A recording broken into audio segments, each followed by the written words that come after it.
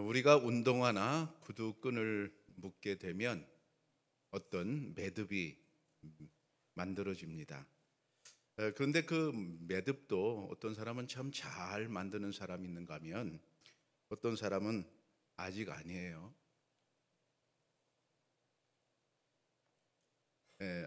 매듭을 잘 못 만드는 사람도 있습니다. 제가 매듭을 잘 못 만듭니다. 낚시나 등산에서도 매듭이 필요한데 암벽 등반을 할 경우에는 전문적인 매듭법을 알아야 합니다. 선물을 포장할 때도 장식용으로 매듭이 활용됩니다. 매듭 공예라는 말이 있죠. 매듭으로 아름다움을 추구하는 매듭 공예는 역사가 상당히 깊습니다. 크게는 서양 매듭과 동양 매듭으로 나누어지는데 서양 매듭보다 동양 매듭이 훨씬 더 어렵고 복잡한 편이라고 합니다. 사진을 보면 이런 아주 단순한 매듭이지만 아주 복잡한 매듭도 있지요. 저 매듭을 좀 기억하셨으면 좋겠습니다. 매듭을 잘 만드는 사람을 매듭장이라고 해서 국가무형유산에 이제 유산에 지정되어 있습니다. 우리나라에 두 사람이 있다고 하죠. 매듭의 종류로는 도래 매듭, 외벌 도래 매듭, 귀도래 매듭, 단추 매듭, 연봉 매듭, 매화 매듭, 동심결 매듭, 나비 매듭, 벌 매듭, 잠자리 매듭, 생종 매듭, 방성 매듭, 정복, 전복 술 매듭, 장구 매듭, 파리 매듭, 아직도 많이 남아 있는데 33가지가 있다고 합니다. 이 명칭은 각 지역에 따라서 다르기도 한데 어쨌든 매우 많은 매듭 방법들이 있습니다. 어떤 매듭은 쉽게 풀릴 수 있는가 하면 어떤 매듭은 한 번 묶으면 정말 풀기 어려운 그런 매듭도 있습니다. 우리 인생은 어떨까요? 살다 보면 여러 가지 매듭이 만들어지기도 합니다.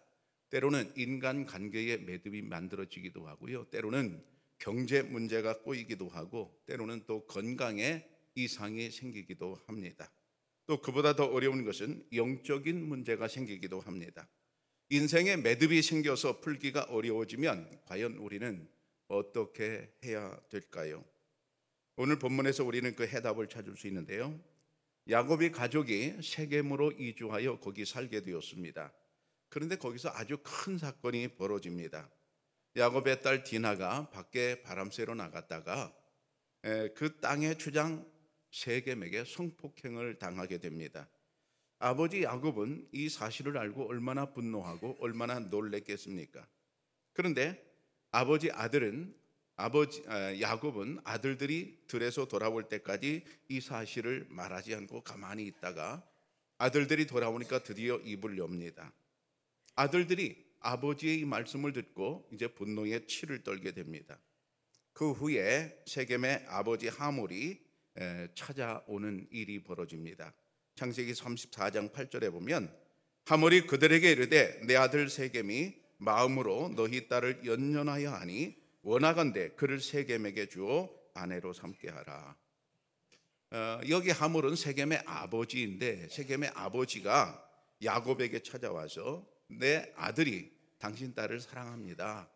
그러니까 결혼시켜 주세요 라고 부탁을 하는 그런 장면이거든요. 근데 하몰의 말을 가만히 지켜보면 뭔가 좀 상식적으로 미진한 그런 구석이 보입니다. 무엇입니까? 자기 아들 세겜의 일에 관해서는 사과가 한마디도 없습니다. 먼저 사과해야 옳지요. 상식적인 선에서 살아가는 사람이라면 아들이 그렇게 남의 딸을 성폭행했다면 죽을 죄를 졌습니다. 잘못했습니다. 죄송합니다. 어떻게 우리가 변상을 하면 되겠습니까? 어떻게 할까요? 라고 자세를 낮추어서 사과하는 게 옳겠지요. 그런데 여기 보면 한마디도 사과의 말은 없습니다. 왜 없을까요? 상식적인 사람이 아닌 것입니다. 만약 하몰이 정말로 상식적인 사람이라면 자기 아들을 먼저 불러서 꾸짖어야 할 것입니다. 아들아 이리 와봐라. 너 그렇게 하는 거 아니다. 당장 찾아가서 그 집 어른들께 사과하고 당사자에게 사과하고 오라. 이렇게 가르쳤어야 합니다. 전혀 그런 과정도 없습니다.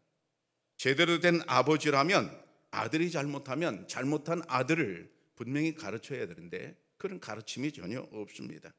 그리고 하물은 대뜸 이렇게 말합니다. 내 아들이 당신 딸을 사랑하오, 딸을 주시오, 이렇게 말합니다. 아주 건방진 말입니다. 교만한 말입니다. 왜 그렇게 건방질까요? 왜 그렇게 교만하게 말할까요? 이유가 무엇일까요? 하물은 그 땅의 추장입니다.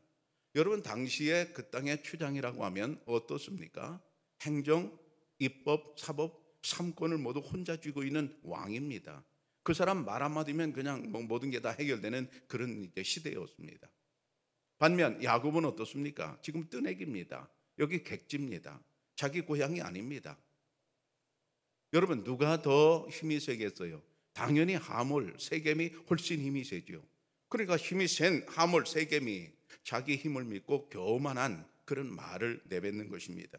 결국 이것은 야곱의 가족을 무시하는 처사이지요.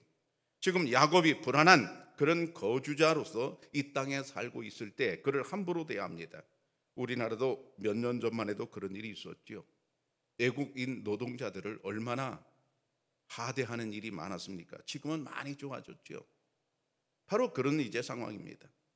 그런데다가 세겜이라고 하는 이 사람은 디나를 소유하고 싶어서 안달이 났습니다. 창세기 34장에 보면 이 소녀만 내게 주어 아내가 되게 하라. 아무리 큰 혼수와 예물을 청할지라도 너희가 내게 말한 대로 주리라. 그렇게 말합니다.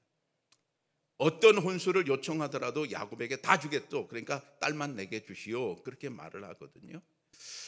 이 말을 가만히 보면 야곱은 굉장히 좋아할 만합니다. 야곱은 굉장히 좋아할 만해요. 왜냐하면 야곱은 욕심이 많은 사람이잖아요. 우리가 야곱을 잘 압니다. 야곱은 지금까지 어떻게 살아왔습니까? 그는 아주 욕심부려서 자기가 얻고 싶은 것은 다 가지면서 살아왔습니다. 그러면 욕심 많은 야곱이 볼 때는 이 말은 너무나 좋은 말입니다. 큰 혼수, 아무리 큰 혼수를 청할지라도 다 주겠다. 딸만 줘라. 이럴 때 아버지 야곱은 요즘으로 친다면 그래, 캐딜락 그러면 세대 사줘. 뭐 아파트 100평짜리 몇 개 사줘. 얼마든지 요구할 수 있거든요. 그러면 야곱 입장에서는 얼마나 좋아요. 그런데 잘 알고 보면 여러분, 이 유혹 속에는 뭔가 위기가 숨어 있는 것입니다. 우리가 이 세상을 살아가는 그리스도인으로서 세상을 살아갈 때 위기 속에서 유혹 속에서 위기를 볼 수 있어야 하는데 어떻게 그 유혹에 처신할 것인가, 어떻게 유혹을 우리가 대할 것인가, 그게 우리의 고민입니다. 유혹은 언제나 달콤해 보입니다. 유혹은 언제나 좋아 보입니다. 보암직도 하고 먹음직도 하지요. 그러나 그 유혹 속에는 감춰진 게 반드시 있습니다. 창세기 34장 23절에 보면 그러면 그들의 가축과 재산과 그들의 모든 짐승이 우리의 소유가 되지 않겠느냐. 다만 그들의 말대로 하자. 그러면 그들이 우리와 함께 거주하리라. 이것은 이제 세겜이 돌아와서 자기 족속들에게 설득하는 말입니다. 야곱의 이제 그 딸과 결혼하게 되면 그의 모든 재산이 다 우리 거 되는 것 아니냐. 그러니까 결혼만 시켜달라. 이렇게 말하는 겁니다. 그러니까 겉으로는 이제 야곱에게 모든 걸 다 주겠다고 말하고 속셈은 뭐예요? 이제 재산을 탈취하려는 그런 속셈을 갖고 있는 겁니다. 하물과 세겜은 앞서 상식적인 사람들이 아님을 우리가 봤습니다. 그들은 시커먼 속마음을 가지고 있었습니다. 결국 꽁도 먹고 알도 먹겠다는 심산이었습니다. 결혼도 하고 야곱의 가축과 야곱의 재산을 모두 자기 것으로 만들고자 했습니다. 야곱에게는 감춰진 위기가 다가온 것입니다. 여러분, 우리도 그렇습니다. 우리도 살다 보면 감춰진 위기가 찾아옵니다. 겉으로 볼 땐 위기가 아닙니다. 그러나 그 유혹 속에 위기가 감춰져 있습니다. 이렇게 투자하면 이렇게 되겠다 하고 유혹을 합니다. 얼마나 유혹이 많은지 모릅니다. 그 유혹을 받을 때는 정말로 그렇게 될 것처럼 보입니다. 여러분, 정말 그렇게 됩니까? 아닙니다. 그 속에 위기가 숨어 있습니다. 어쨌든 세겜은 디나와 결혼하고 싶어 하였고 야곱 측에서는 이것을 이제 허락해서 결혼 조건을 내세웁니다. 결혼 조건이 뭡니까? 세겜성에 있는 모든 남자가 다 할례를 받아라. 그러면 결혼하겠다. 이렇게 말합니다. 그래서 그들은 할례를 받았습니다. 세겜성 남자들이 할례를 받고 어정어정 걷고 있는 3일째 되는 날 야곱의 아들 시몬과 레위가 쳐들어갔습니다. 남자들을 죽이고 재산을 탈취하고 자기 누이 디나를 데려왔습니다. 할례라는 조건을 내세워서 엄청난 살인을 저질렀습니다. 이런 일이 발생한 후에 야곱은 그들의 보복을 예상하면서 매우 불안에 떨게 됩니다. 언제 저 어깨들이 쳐들어올지를 모르는 그런 불안한 상태가 계속되고 있습니다. 제가 어깨라고 말하는 것은 세겜이라는 말 자체가 어깨라는 말입니다. 이 세겜을 보면 언제나 힘으로 세상을 살아가는 그런 사람입니다. 자, 그러니까 그렇게 힘센 그 사람들이 언제 쳐들어올지 모르니까 야곱은 불안할 수밖에 없는 것이죠. 그런데 예상과 달리 전혀 야곱은 해를 입지 않게 되었습니다. 도대체 이게 어떻게 된 일일까요? 해답이 5절에 나와 있습니다. 하나님이 그 사면 골들로 크게 두려워하게 하셨으므로. 야곱이 해결한 게 아닙니다. 하나님께서 해결하셨습니다. 그러면 하나님께서 왜 해결하셨나요? 예전에 베델에서 하나님이 약속한 바가 있습니다. 네가 어디로 가든지 내가 너를 지키겠다는 언약이 있습니다. 그 언약 말씀대로 오늘 야곱과 그의 가족을 지켜주셨습니다. 바로 이런 사실을 믿은 야곱은 이렇게 고백합니다. 3절에 보면 나와 함께 하신 하나님이라고 고백합니다. 여기 나와 함께라는 말이 임마디라는 말입니다. 여러분, 우리는 임마라는 말을 압니다. 임마누엘이지요. 하나님이 나와 함께 계시다라는 뜻이죠. 바로 그 말에서 L자가 빠지고 누자가 빠졌습니다. 임마디입니다. 디는 나의 그런 뜻입니다. 나의 하나님, 나의 하나님, 임마디 하나님이라고 고백합니다. 하나님께서 자기와 함께 하심을 분명히 믿었습니다. 육신의 눈으로 볼 때는 여러분, 우리가 하나님이 눈에 안 보이기 때문에 하나님께서 나와 함께 하신다는 사실을 믿지 못합니다. 그런데 야곱은 믿었다 이 말입니다. 갓난 아이가 엄마가 눈에 보이면 잘 놉니다. 그런데 엄마가 눈에 안 보이면 울어댑니다. 엄마가 안 보이기 때문이죠. 그런데 엄마는 정말 안 보이는 겁니까? 아닙니다. 엄마는 화장실에 가서도 계속 관심은 아기에게 가 있습니다. 아기가 잘못될까 봐 언제나 촉을 아기에게 두고 있습니다. 우리 하나님은 영이시기 때문에 우리 눈에 보이지 않습니다. 그러나 하나님은 언제나 관심을 갖고 우리들을 바라보고 계신 줄로 믿습니다. 바로 그게 임마디 하나님입니다. 야곱은 하나님께서 나와 함께 계심을 분명히 믿었습니다. 그래서 하나님께서 함께 계심을 믿었기 때문에 하나님에 의해서 하나님의 힘으로 세상을 살아가는 그런 방법을 알았습니다. 야곱이 세겜으로 이주하고 큰 곤경에 빠졌습니다.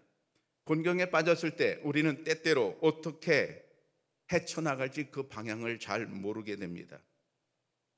우리가 어떤 구렁텅이에 빠지면, 어떤 문제 속에 빠지면, 어떤 매듭이 지어지면 그것을 어떻게 풀어갈까, 어떻게 방향을 잡을까, 어떻게 해결할까 잘 모를 때가 있습니다. 방향을 못 잡는 거죠.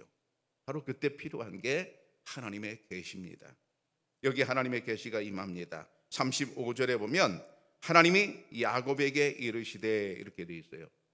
우리는 성경에서 이런 구절을 수없이 보거든요. 하나님이 야곱에게 이르시되, 하나님이 모세에게 이르시되, 하나님이 다윗에게 이르시되, 하나님이 아브라함에게 이르시되, 우리는 성경에서 수없이 봅니다. 수없이 보는데 이것이 나에게 적용 안 되면 아무 쓸모가 없습니다. 여기다 이 말을 한번 집어넣어 보시면 하나님이 종태에게 이르시되, 하나님이 누구에게 이르시되, 여러분, 나에게 이르시는 하나님의 말씀이어야 의미가 있는 거지 남에게 이르신 말씀이 나하고 무슨 상관이 있겠습니까? 하나님은 과거에는 말씀하시고 지금은 말씀하시는 그런 하나님은 아닌가? 지금은 입 꽉 다물고 계신가? 아닙니다. 하나님은 과거에도 말씀하셨고 지금도 말씀하시는 분인 줄로 믿습니다. 하나님은 예전이나 지금이나 동일하신 분입니다. 하나님은 전혀 변함이 없으신 분입니다. 그럼 하나님은 지금은 어떤 방식으로 말씀하십니까? 대개는 하나님은 선포되는 말씀으로 말씀하세요. 우리가 지난 시간에 배웠습니다. 레마타로 말씀하십니다. 성경을 통해서 하나님의 말씀 선포되는 설교를 통해서 하나님께서는 인간들에게 말씀하시며 인간들에게 계시해 주십니다. 또한 지금도 찬송 중에, 기도 중에, 묵상 중에 하나님은 인간들에게 계시해 주십니다. 시대나 환경이 바뀌었다고 해서 결코 하나님도 바뀐 것은 아닙니다. 그러면 하나님께서 야곱에게 뭐라고 말씀하셨는가? 이게 중요합니다. 1절에 보면 베델로 올라가서 제단을 쌓으라. 베델로 올라가서 제단을 쌓아라. 야곱은 과거에는 인간적인 방법으로 문제를 해결하려고 했습니다. 그가 장자권을 찾고 싶을 때에 팥죽 한 그릇을 형 에서에게 제공함으로써 장자권을 빼앗았습니다. 그는 태어날 때부터 그랬습니다. 형의 발꿈치를 잡고 태어났습니다. 그의 인생은 모든 것을 자기가 인간적인 방법으로 취하고 이제 해결하려는 그런 사람이었습니다. 여러분, 우리는 어떻습니까? 우리가 인생의 매듭을 맞닥뜨리면, 인생에 문제가 생기면 우리는 어떻게 합니까? 내가 해결합니까? 인간적인 방법으로 해결합니까? 네, 여러분, 오늘 성경에 보면 아닙니다. 전능하신 하나님께 나아가야 합니다. 하나님께 해결 방법이 있기 때문인 것입니다. 히브리서 2장에 보면 그가 시험을 받아 고난을 당하셨은즉 시험 받는 자들을 능히 도우실 수 있느니라. 하나님은 능히 우리가 어려울 때 도우실 수 있는 분인 줄로 믿습니다. 하나님께서 우리를 도우시는 방법은 인간이 도무지 상상할 수도 없는 방법으로 일하십니다. 세겜과 야곱 사이에 긴장 상태가 있었습니다. 자, 날 디나가 성폭행을 당했어요.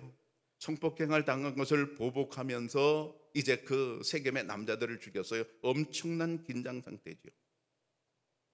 이 긴장 상태 속에서 하나님께서 이 모든 것을 역전시켜 주셨습니다. 야곱은 늘 불안해했습니다. 왜? 자기 아들들이 가서 그 남자들을 그렇게 많이 죽였으니 그 사람들이 보복하지 않을 리가 없거든요. 그 어깨들이 쳐들어오지 않을 리가 없거든요. 언제 그들이 보복할지 몰라서 전전긍긍하고 있었거든요. 근데 하나님께서 그 분위기를 완전히 바꿔주셨습니다. 어떻게 바꿔주셨습니까? 무슨 수였습니까? 야곱이 뭔가를 수를 썼습니까? 아닙니다. 하나님께서 일하셨습니다. 그럼 하나님이 언제 일하셨는가 하는 것입니다. 3절에 답이 있습니다. 야곱이 제단을 쌓으려 할 때 하나님께서 일하기 시작하셨습니다. 여기서 우리가 배우는 게 있습니다.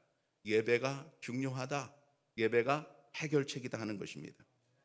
야곱이 예배하려고 할 때부터 하나님께서 움직이기 시작하셨습니다.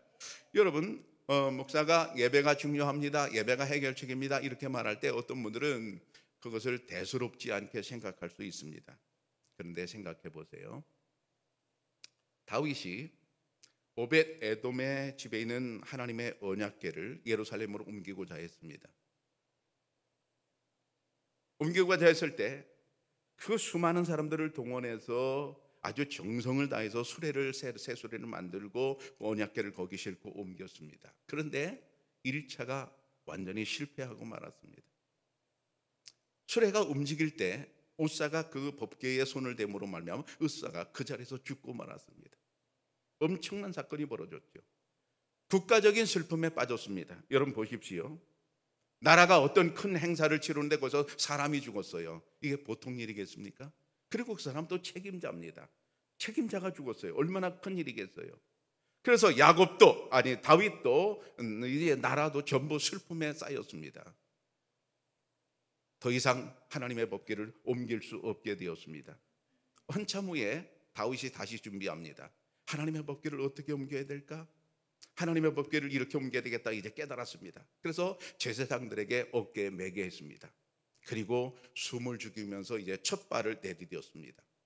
숨을 죽이면서 첫 발을 내디뎠을 때 사람이 안 죽었어요. 두 번째 발을 내디뎠을 때 괜찮았어요. 세 번째 발을 내디뎠을 때 괜찮았어요. 다섯 발 가도 괜찮았어요. 여섯 발을 가도 괜찮아요. 다윗이 깨달은 바가 있습니다. 아하, 이제 하나님께서 우리의 이 옮김을 인정하시는구나.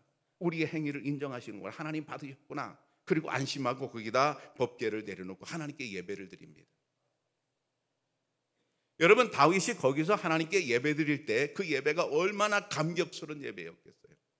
이제 성공했다는 예배예요. 이제 해결됐다는 예배예요. 여러분, 예배는 우리 인생에 매듭 지어진 것을 해결하는 아주 중요한 요소입니다. 왜 그런지는 우리가 뒤에 가서 이제 해결이 되는데요. 하나님께서 우리가 예배할 때 하나님께서 우리의 매듭을 이제 풀어주시는, 하나님께서 역사하시는 그런 일이 시작된다 이 말입니다. 그러므로 여러분, 예배가 얼마나 중요합니까? 예배가 해결책인 줄로 믿습니다. 또한 예배가 살 길입니다. 예배가 답입니다. 여러분, 예배가 살 길이다, 예배가 답이다 할 때 이 사실은, 이 진리는 쉽게 증명될 수 있습니다. 여러분, 우리가 신앙생활하다 때로 시험에 들어요. 그러면 사탄 마귀가요, 제일 먼저 뭐를 못하게 만들어요? 예배 빠지게 만들어요. 여기서 여러분 궁금한 게 있잖아요. 왜 사탄 마귀는 잘 다니는 교회를 왜 예배 빠지게 만들까? 제가 예배 가면 안 되기 때문에 빠지게 만드는 거예요. 그러니까 예배가 답이라는 것을 누가 먼저 알고 있어요? 마귀가 먼저 알고 있는 겁니다. 여러분, 마귀의 속임수에 당하지 마시기를 바랍니다. 마귀의 계략에 당하지 마시기를 바랍니다. 우리가 예배 생활을 잘 하다가 시험 들면 가장 먼저 하고 싶지 않은 게 예배입니다. 왜요? 그게 해답임을 알기 때문입니다. 여러분, 그러므로 아무리 힘들어도 예배해야 될 줄로 믿습니다. 아무리 힘들어도 하나님께 나와 예배하면 하나님이 해결해 주실 줄로 믿습니다. 왜 그런가 하면, 예배가 왜 중요한가 하면, 예배가 왜 살 길인가 하면, 예배하면 하나님이 하나님의 방법을 동원하기 때문입니다. 이게 중요한 사항이에요. 문제가 생겼을 때 내가 아무리 머리를 써서 내 문제를 해결해 보려고 해도 내 문제가 해결이 안 돼요. 그런데 내가 예배할 때 하나님께서는 하나님의 방법을 동원하세요. 예배가 답입니다. 하나님께서, 내가 예배할 때 하나님께서 일하신다 이겁니다. 내가 예배 안 오고 내 마음대로 내가 어떻게 꿍꿍거려서 해결하려고 하지만 일은 점점 꼬이기 마련입니다. 그게 아닙니다. 그 일은 그냥 가만히 놓고 하나님께 나와서 예배하는 것입니다. 그때 하나님께서 하나님의 방법으로 역사하실 줄로 믿습니다. 이스라엘 민족이 애굽에서 탈출할 때 하나님께서 일하셨습니다. 바로 왕이 병거 600대와 애굽의 지휘관들을 모두 끌고 이스라엘 탈출하는 이스라엘 사람들을 붙잡으려고 쫓아오고 있었습니다. 도망가는 이스라엘 백성들은 200만 명 정도 되었습니다. 그래서 열심히 도망가는데 뒤에서 막 말발굽 소리가 들리는데 천둥치는 소리가 들리는 거예요. 얼마나 무서워요. 걸음아 나 살려라. 그리고 이스라엘 사람들이 얼마나 빨리 도망갔겠어요. 막 애들을 잡아 끌고 막 도망갔겠죠. 근데 한참 도망가다 보니까 무슨 일이 벌어졌습니까? 앞에 홍해가 딱 가로막고 있는 겁니다. 바닷물이 넘실거리는 거예요. 앞에는 홍해 바다요, 뒤에는 애굽의 군대가 쫓아오니 얼마나 이게 난감한 지경에 빠졌단 말입니까? 그때 백성들이 한 일은 이거였습니다. 모세를 원망하는 일이었습니다. 성경은 이렇게 기록하고 있어요. 그들이 또 모세에게 이르되 애굽에 매장지가 없어서 당신이 우리를 이끌어내어 이 광야에서 죽게 하느냐? 어찌하여 당신이 우리를 애굽에서 이끌어내어 우리에게 이같이 하느냐? 그들이 모세에게 원망하기를 여기 매장지가 없느냐? 그래서 우리를 여기 매장시키려고 우리를 여기로 끌고 왔느냐? 그러면서 모세에게 막 삿대질을 해야 되는 겁니다. 여러분, 우리가 힘들고 어려울 때는 누군가 원망하는 게 아주 쉬워집니다. 그렇죠? 내가 잘못해서 내 사업이 망했는데도 누군가를 원망하고 싶어집니다. 내가 잘못해서 내가 건강이 나빠졌는데 누군가를 자꾸 원망하고 싶어집니다. 이게 사람이 원망하고 싶어지는 거예요. 그런데 모세는 어떻습니까? 13절에 보면 모세가 백성에게 이르되 너희는 두려워하지 말고 가만히 서서 여호와께서 오늘 너희를 위하여 행하시는 구원을 보라. 너희가 오늘 본 애굽 사람을 영원히 다시 보지 아니하리라. 모세가 백성에게 이르되 두려워하지 마라. 하나님께서 해결하실 것이다. 너희가 오늘 본 이 애굽 사람들을 너희는 영원히 보지 못할 것이다. 아주 자신 있게 말하거든요. 근데 여기서 이상한 게 있어요. 모세는 사람 아닙니까? 모세는 홍해바다가 안 보입니까? 모세는 뒤에 따라오는 애국 군대의 말발굽 소리가 안 들린단 말입니까? 아닙니다. 그도 역시 들리고 그도 역시 보입니다. 그도 역시 겁이 납니다. 그도 역시 원망하고 싶어질 것입니다. 근데 모세는 원망 안 하고 백성들은 원망하고 있거든요. 이 차이점이 무엇일까요? 이 차이점이 무엇일까요? 여긴 두 가지 큰 차이점이 있습니다. 첫째는 비전입니다. 모세는 비전이 있었어요. 나는 애굽을 탈출해서 가나안에 들어가야 된다는 비전이 있었어요. 하나님이 주신 비전이 있었어요. 그러면 이스라엘 백성들에게 비전이 없었습니까? 아닙니다. 그들에게 비전이 있었습니다. 그들이 애굽을 탈출해서 나올 때 엄청난 비전으로 나왔어요. 우리가 자유의 땅으로 간다. 우리가 젖과 꿀이 흐르는 땅으로 간다. 가나안으로 우리가 간다. 굉장한 비전이 있었어요. 근데 문제는 뭡니까? 그 비전이 위기 앞에서 다 없어지고 말았습니다. 우리가 신앙생활 잘하다가 위기를 만나서 위기 앞에서 모든 비전을 다 버려요? 그러면 망가지는 겁니다. 그러면 원망하는 겁니다. 여러분, 우리의 영원한 비전은 무엇입니까? 하나님 나라인 줄로 믿습니다. 우리의 영원한 비전은 천국이에요. 어떤 일이 있어도 이 비전은 우리가 놓을 수가 없어요. 모세는 그 비전의 사람이었어요. 또 한 가지는 뭡니까? 믿음의 차이입니다. 모세는 하나님께서 나와 함께 하시는 인마디 하나님을 믿었습니다. 그런데 백성들은 지금 눈에 보이는 것을 믿고 있어요. 홍해 바다를 믿고 있어요. 애굽의 군대를 믿고 있어요. 눈에 안 보이는 하나님은 믿지 않고 있어요. 여러분, 세상 살면서 무엇을 믿고 사십니까? 눈에 보이는 것을 믿고 사십니까? 아니면 하나님을 믿고 사십니까? 모세는 하나님을 믿었어요. 그래서 말하기를 두려워하지 말고 가만히 서서 오늘 여호와께서 행하시는 일을 봐라. 그리고 오늘 너희가 본 저 애굽 사람들 다시는 보지 못하리라. 그런데 무슨 일이 벌어졌습니까? 출애굽기 14장에 보면 모세가 바다 위로 손을 내밀매 여호와께서 큰 동풍이 밤새도록 바닷물을 물러가게 하시니 물이 갈라져 바다가 마른 땅이 된지라. 이스라엘 자손이 바다 가운데를 육지로 걸어가고 물은 그들의 좌우에 벽이 되니. 우리가 잘 아는 홍해 사건이 벌어진 거죠. 홍해 바다가 쫙 갈라지는 사건이 벌어진 거죠. 우리가 볼 때, 믿음이 없는 사람이 볼 때는 야, 바다가 어떻게 갈라져? 그런 거짓말 같은 소리 하지 마. 인간의 차원에서는 당연히 그렇게 말해야 됩니다. 말할 수밖에 없습니다. 근데 하나님이 바다를 만드신 분입니다. 바다를 갈라지는 것 하나님께서는 아무것도 아니에요. 하나님은 우주 만물을 다 만드신 분이에요. 뭐를 못하시겠어요?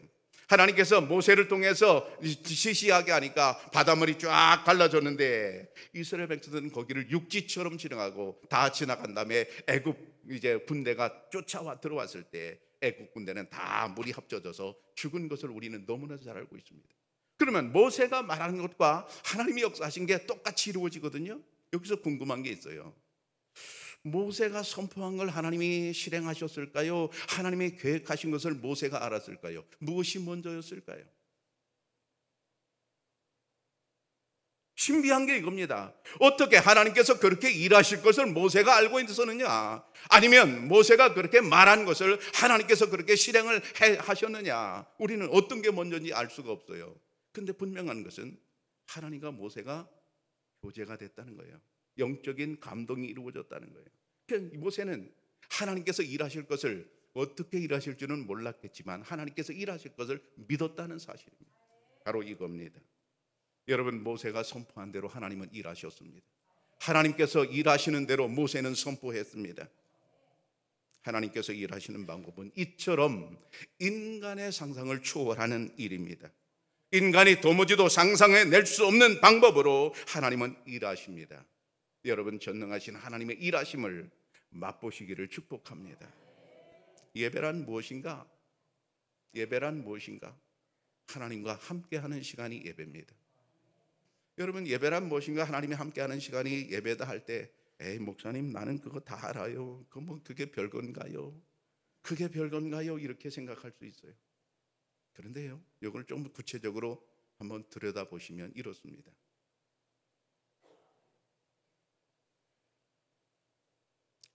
어떤 죄를 지어서 청양경찰서에 끌려갔어요. 경찰이 끌어가거든요. 얼마나 무섭겠어요? 얼마나 무섭겠어요? 그런 상황에서 그 아이의 아버지가 경찰서장과 함께 아들을 만나러 왔어요. 마음이 든든하죠? 경찰서장하고 아버지 친구래. 불법을 얘기하는 게 아니라, 여러분, 대통령하고 제가 한 차에 타고 있어요. 예를 들어서 김종태가 왼쪽에 앉고 대통령이 오른쪽에 앉았어요. 뭐가 겁나겠어요? 누가 뭐라 그러겠어요? 하나님이 나와 함께 하십니다. 무슨 얘기예요? 세겜이 어떻게 하겠느냐 이 말이에요. 하몰이 어떻게 하겠느냐 이런 얘기예요. 애굽의 군대가 어떻게 하겠느냐 이거예요. 여러분, 예배가 하나님께서 나와 함께 하시는 시간이라고 할 때 조금 더 구체적으로 그게 알고 들어가면, 인마디 하나님은 창조주 하나님, 능력의 하나님, 전능하신 하나님이신 줄로 믿습니다. 그 하나님이 나와 함께 한다고 하면 여러분, 세상에 두려울 게 뭐가 있겠습니까? 내가 죽는 게 두렵겠습니까? 내가 사업이 망하는 게 두렵겠습니까? 내가 뭐가 두렵겠습니까? 하나님은 모든 걸 해결할 수 있는 분인 줄로 믿습니다. 그래서 신명기 31장에 보면 너희는 강하고 담대하라, 두려워하지 말라, 그들 앞에서 떨지 말라. 이는 내 하나님 여호와 그가 너와 함께 가시며 결코 너를 떠나지 아니하시며 버리지 아니하실 것임이라. 여러분, 여기서 뭐라고 말하고 있어요? 너희는 강하고 담대하라. 왜? 하나님이 우리와 함께 하니까. 인마디 하나님을 얘기하고 있어요. 하나님이 우리와 함께 하니까 두려움을 버려라, 이런 얘기예요. 여러분, 하나님이 나와 함께 한다면 특징이 한 가지 있어요. 두려움이 없어지는 겁니다. 내가 교회 다니는데도, 믿음 생활 오래 했는데도 여전히 두렵고 여전히 불안하다. 하나님께서 함께 하시는 인마디 하나님을 잘 모르는 겁니다. 잘 못 믿는 겁니다. 여러분, 오늘 야곱은 뭐라고 고백해요? 인마디 하나님, 나와 함께 하시는 하나님 고백해요. 또한 예배는 무엇인가 하면 하나님이 내 편이심을 나타내는 시간입니다. 시편 118편 우리가 배운 대로 여호와는 내 편이시라, 여호와리 내가 두려워하지 아니하리니 사람이 내게 어찌할까. 여러분, 예배가 하나님은 내 편이심을 이제 나타낸다고 하면, 목사님 그건 뭐 다 아는 얘기인데요, 그게 뭐 별 수 있나요? 야곱에게 하나님께서 나는 야곱 편이람을 나타내시는 순간 하몰과 세겜 주변 인근의 주민들은 야곱을 손끝 하나 못 건드린 것, 바로 그 말입니다.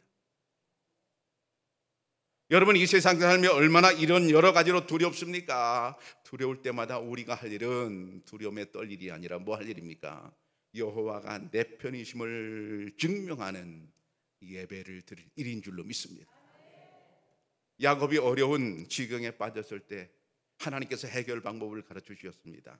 해결 방법이 뭡니까? 베델에 올라가서 제단을 쌓으라, 예배하라는 거예요. 여러분 보십시오. 아브라함이 가르쳐 준 방법입니까? 아버지 이삭이 가르쳐 준 방법입니까? 자기 속에서 생각해낸 아이디어입니까? 아닙니다. 놀랍게도 하나님께서 가르쳐 준 방법입니다. 무슨 얘기입니까? 우리가 어려운 길에 빠졌을 때 그 어려운 매듭을 푸는 가장 좋은 방법은 뭐라는 얘기입니까? 하나님께 나와서 예배하는 방법입니다. 왜 그렇습니까? 하나님께서 하나님의 방법을 그 시간에 동원하시기 때문입니다. 사랑하는 청양교회 성도 여러분, 베델로 올라가시기를 바랍니다. 인생의 매듭이 풀리지 않아 고통스러운 그 순간에 하나님께 나아가 예배하시기를 바랍니다. 인간적인 방법을 다 내려놓고 하나님의 방법을 간구하십시오. 하나님께서 해결해 주십니다. 남들이 전혀 모르는 그런 반전이 일어날 줄로 믿습니다. 하나님의 일하심을 경험하면서 하나님께 영광 돌리시기를 축복합니다.